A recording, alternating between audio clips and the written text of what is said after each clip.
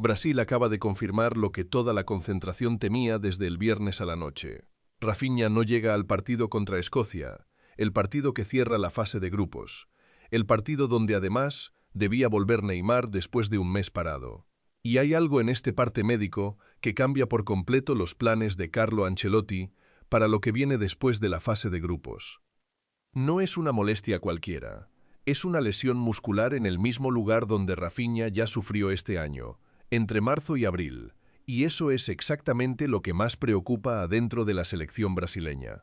Cuando un jugador repite la misma lesión 2 veces en pocos meses, los médicos dejan de hablar de mala suerte y empiezan a hablar de un problema estructural. Quédate hasta el final porque te voy a explicar exactamente qué dijo el cuerpo médico, qué dijo Ancelotti, qué dijo Vinicius, qué opciones tiene Brasil para reemplazarlo, de dónde viene este Rafinha que hoy es titular indiscutible, y por qué esta lesión llega en el peor momento posible para el plan que el técnico italiano tenía pensado para los octavos de final. Suscríbete si todavía no lo hiciste. Vamos. Para entender por qué esta lesión asusta tanto, hay que entender primero el lugar que ocupa Rafinha en este Brasil. Y para eso hay que ir un poco más atrás en su historia. Rafinha no llegó a la élite por una autopista fácil. Empezó en el Avaí, un club chico de Santa Catarina, después pasó al Vitória, y desde ahí dio el salto a Europa, primero al Sporting de Portugal, donde explotó como uno de los extremos más interesantes de la liga portuguesa. De ahí llegó al Rennes en Francia y finalmente al Leeds United, donde se convirtió en una de las figuras más queridas de la Premier League, pese a jugar en un equipo que terminó descendiendo. El Barcelona lo fue a buscar ahí, en uno de esos pocos casos de un jugador que sale de un descenso directo a un grande de Europa. Esa trayectoria importa porque explica el tipo de jugador que es Rafinha. No es un extremo de academia perfecta, es un jugador forjado a base de pelear cada categoría, y eso se nota en su entrega física, en la cantidad de partidos que acumula sin bajar el nivel, y también, lamentablemente, en el desgaste que ese estilo de juego le va dejando en el cuerpo después de varias temporadas a tope. Rafinha llegó a este mundial después de una temporada enorme en el Barcelona, una de las mejores de su carrera, con continuidad, con gol, con asistencias, consolidado como titular indiscutible en uno de los mejores equipos de Europa, mientras Neymar arrastraba una lesión en el gemelo derecho que lo dejó afuera de los primeros 2 partidos del torneo. Rafinha era, junto a Vinicius, el peso ofensivo principal de la canariña.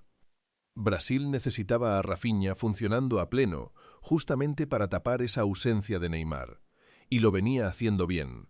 El equipo arrancó el Mundial con un debut discreto contra Marruecos, pero después llegó la goleada 3-0 contra Haití, un resultado que además eliminó matemáticamente al rival centroamericano del torneo. Brasil quedó como líder de su grupo con 4 puntos, en una posición cómoda de cara a lo que viene, con el cierre de grupo programado para el miércoles 24 de junio en el Hard Rock Stadium de Miami, justo contra Escocia. Pero hay un antecedente que nadie puede ignorar. Esta misma temporada, Rafinha ya tuvo un problema físico en esa misma zona del cuerpo, entre marzo y abril, que lo dejó afuera varias semanas, justo en un tramo decisivo para el Barcelona. Cuando un jugador repite molestia en el mismo lugar, los cuerpos médicos no se relajan, se ponen más cautos, y eso fue exactamente lo que se vio en las horas posteriores al partido contra Haití. El partido contra Haití terminaba goleada, 3-0, Brasil tranquilo en el resultado y con la clasificación prácticamente asegurada. Pero al minuto 40 del primer tiempo, Rafinha le pidió el cambio al cuerpo técnico. Salió caminando por sus propios medios, sin necesidad de asistencia médica, pero con una cara de preocupación que sus propios compañeros notaron enseguida. En su lugar entró Ryan, el joven extremo del Bournemouth, el más joven de toda la convocatoria brasileña, que venía de un debut discreto contra Marruecos y que ahora, de golpe, se encontraba con mucho más protagonismo del que esperaba tener en este punto del torneo. Esa misma noche del viernes, la Confederación Brasileña de Fútbol publicó el primer parte médico oficial. El comunicado fue directo. El delantero sintió molestias en los músculos isquiotibiales de la pierna derecha, la parte posterior del muslo, durante el primer tiempo del partido contra Haití. El jugador ya había iniciado tratamiento y sería reevaluado en las horas siguientes. Al día siguiente, el sábado, llegó la confirmación que toda la concentración temía. No era solamente una molestia pasajera de las que se resuelven en 48 horas. Brasil anunció oficialmente que Rafinha entraba en un protocolo de tratamiento intensivo bajo supervisión del cuerpo médico de la selección, con el objetivo declarado de recuperarlo lo antes posible. Y eso, en el calendario ajustado de un mundial, significa una sola cosa. No llega al partido del miércoles contra Escocia. Carlo Ancelotti, fiel a su estilo de siempre, evitó adelantarse a los hechos en la conferencia de prensa posterior al partido. Dijo que había que esperar la evaluación del día siguiente para saber con mayor certeza qué le había pasado exactamente al tendón de la corva de Rafinha. Pero cualquiera que conozca al técnico italiano sabe que esa cautela pública, viniendo de alguien que normalmente no especula en conferencias, ya era una señal de que adentro del cuerpo médico había preocupación real desde el primer minuto. Vinicius Jr., compañero de selección desde hace años y uno de los referentes del plantel, fue uno de los primeros en hablar públicamente sobre la situación. Dijo que sufrir una lesión siempre es complicado, y más para Rafinha, que ya había sufrido mucho con este tipo de problemas durante la temporada. Expresó su deseo de que no fuera nada grave y que pudiera seguir disponible hasta el final de la Copa del Mundo.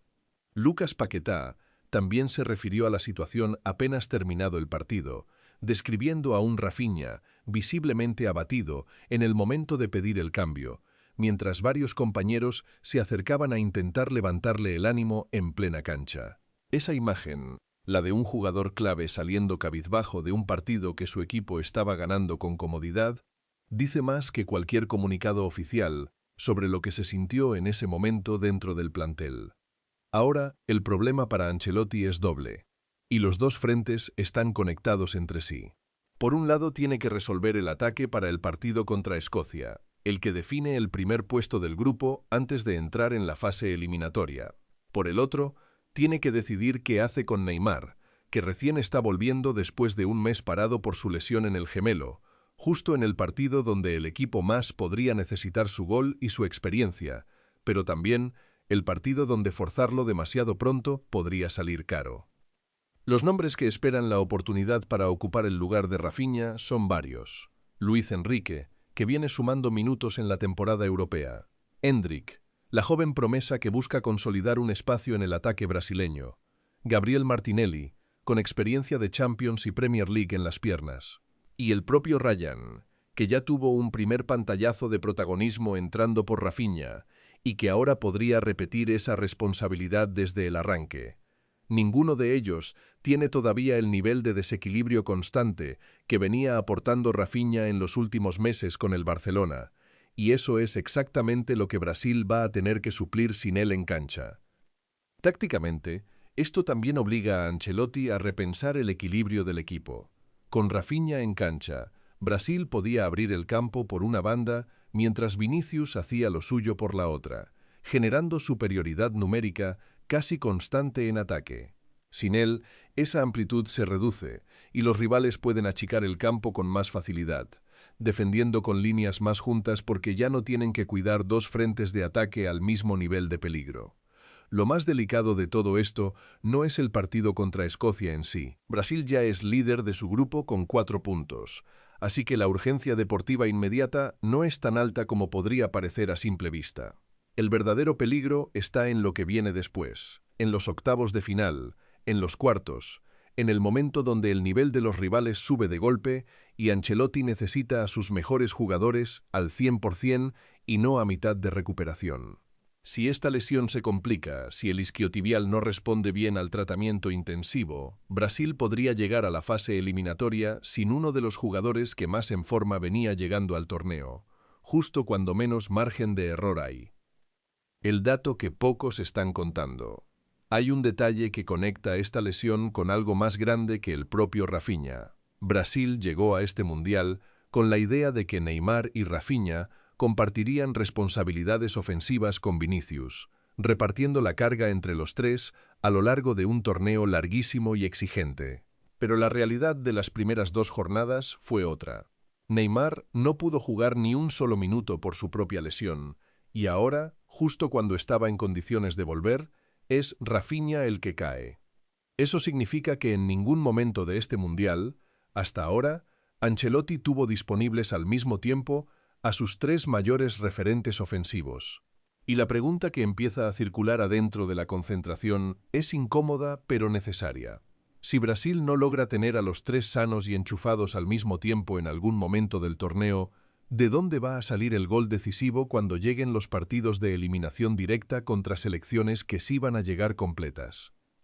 Brasil cierra la fase de grupos con Neymar, recién volviendo de una lesión de un mes, con Rafinha fuera del próximo partido por una recaída en la misma zona que lo afectó hace pocos meses, y con un objetivo que no admite excusas de ningún tipo, el hexacampeonato. Lo que se decida en los próximos días sobre estas dos recuperaciones y sobre quién ocupa esos lugares mientras tanto, puede determinar con qué versión de sí mismo se presenta Brasil cuando el Mundial empiece a jugarse de verdad, partido a partido, sin margen para errores físicos.